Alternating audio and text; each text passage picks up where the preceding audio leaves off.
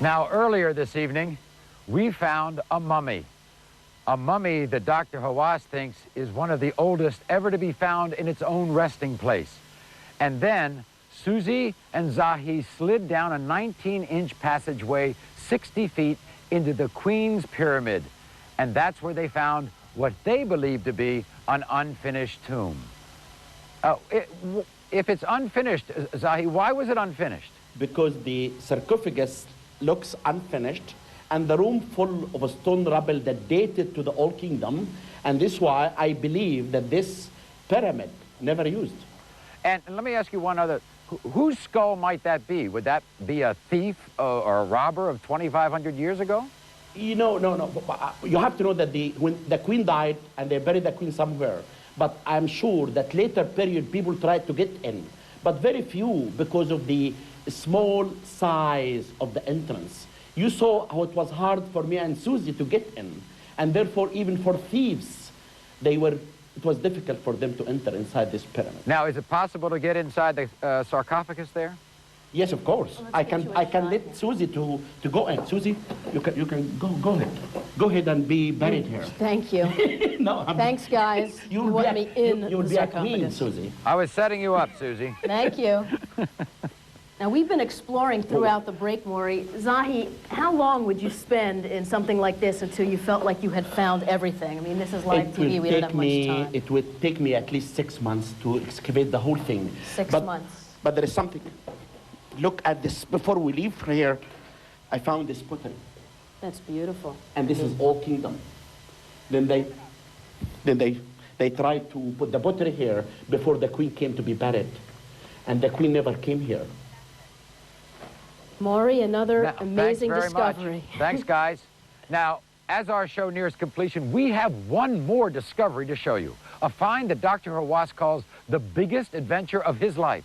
A burial chamber for a god hidden deep in a Giza shaft. But before that, we'll address one more controversial theory. As we have seen, many suspect ancient Egypt was influenced by a vanished genius culture. For one group, the Rock of the Sphinx speaks the truth. Was there a lost civilization that lived on the Giza Plateau?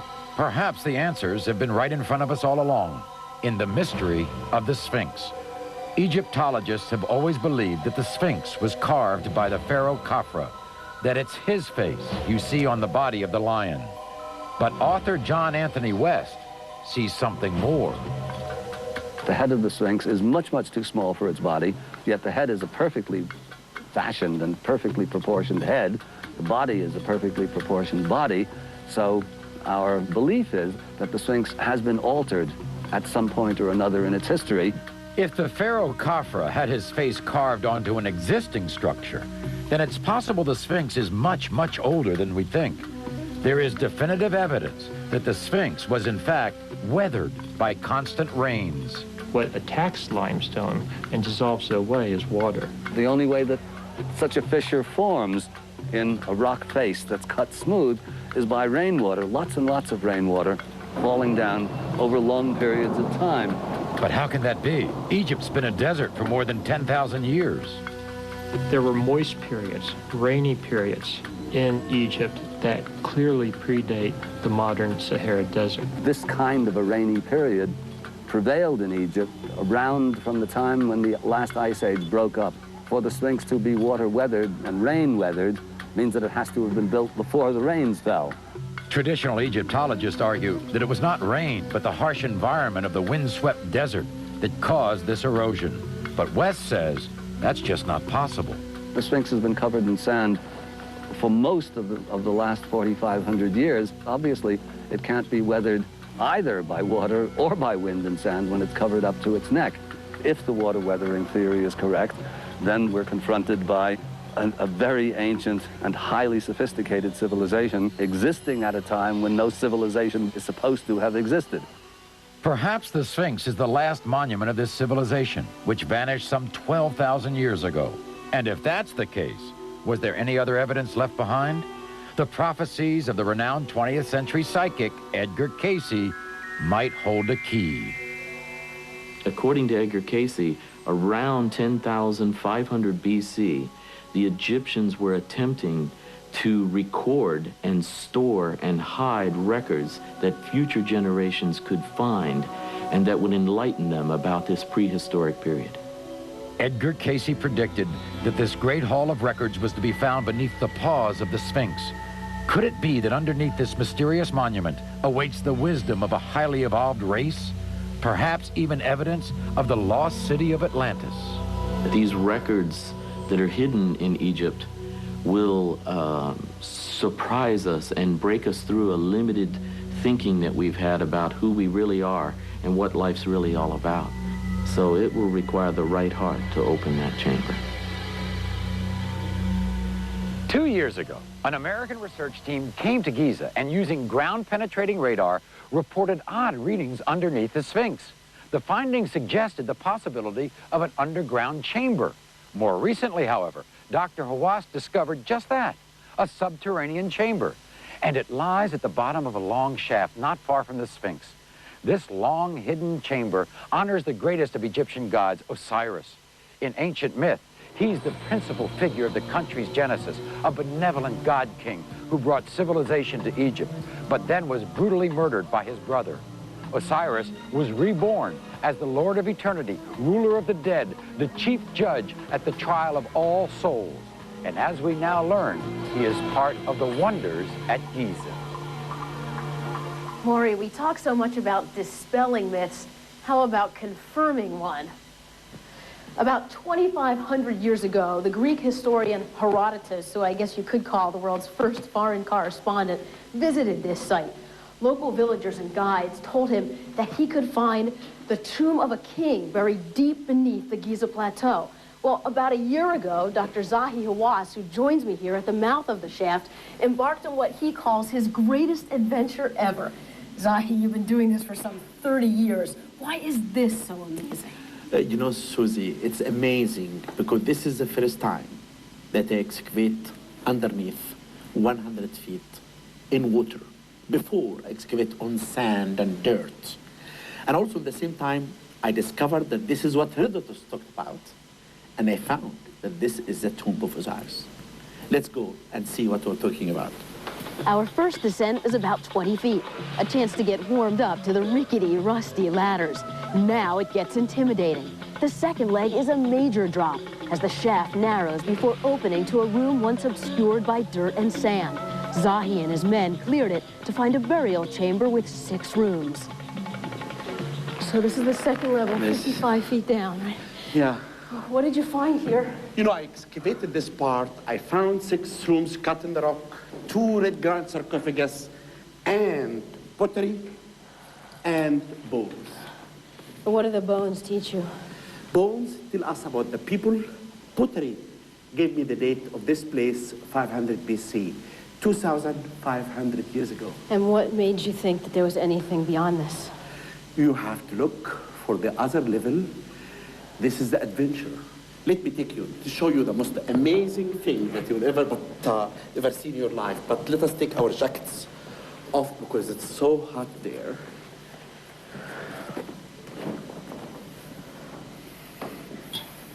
Oh my. Upon discovery, the third level was submerged. When the water was pumped out, Dr. Hawass had the find of his life. No fear of the unknown? Yes, but there is great adventure. Adventure in archaeology.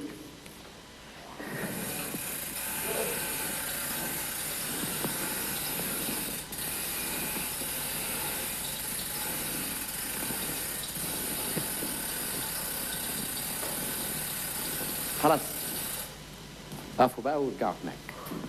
So we're 100 feet down now. What is this?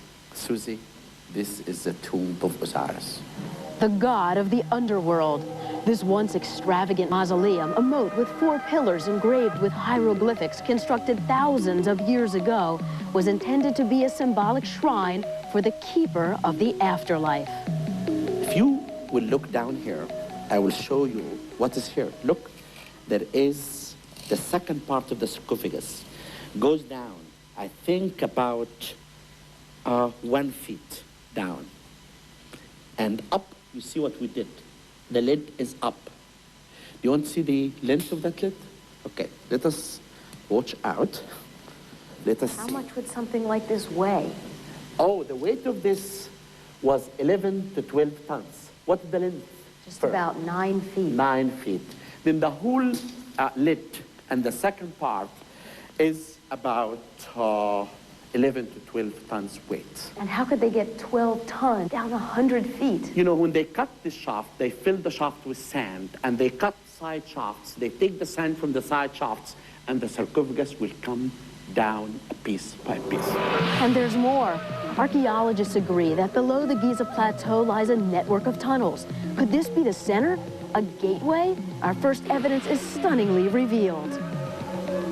I will go now and show you this exciting place.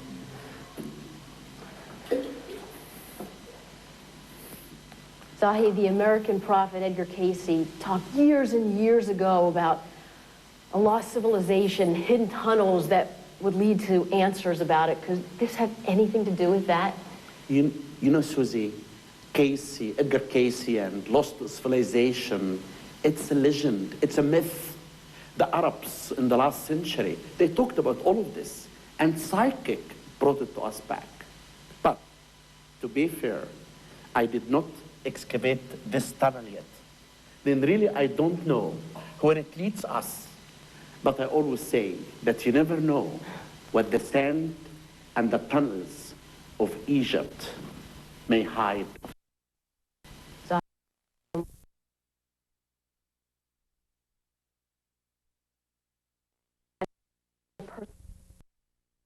I am in awe of this whole thing, and what a once-in-a-lifetime opportunity to be a part of this great discovery that will certainly fuel the fire and the speculation that we can find the answers, perhaps details of a lost civilization, instructions for our future, maybe. Thanks, Susie. We can hear the call to prayer for a new day here at Giza. And now there's this obvious question.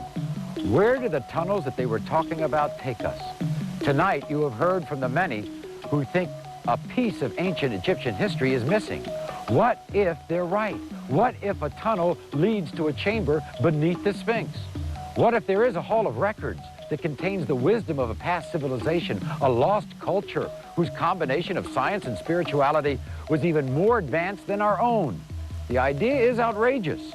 But in opening the lost tomb tonight, we have learned, as Dr. Hawass told us, there is much yet to be revealed under the Giza sands. We'll be right back.